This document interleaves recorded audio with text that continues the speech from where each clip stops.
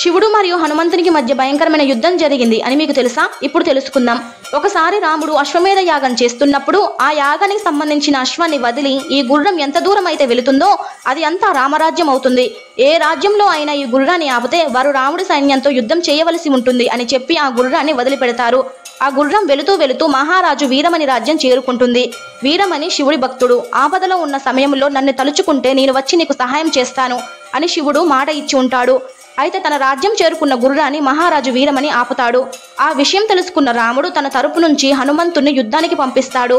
అప్పుడు వీరమణి పరమశివుణ్ణి ప్రార్థిస్తాడు. శివుడు తన అంశ అయిన వీరభద్రుని యుద్ధానికి పంపిస్తాడు.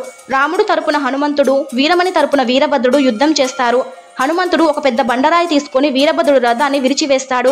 భయంకరంగా దాడి చేసి యుద్ధం చేస్తూ ఉంటాడు. వీరభద్రుడు కోపంతో తన త్రిశూలాన్ని సంధిస్తాడు.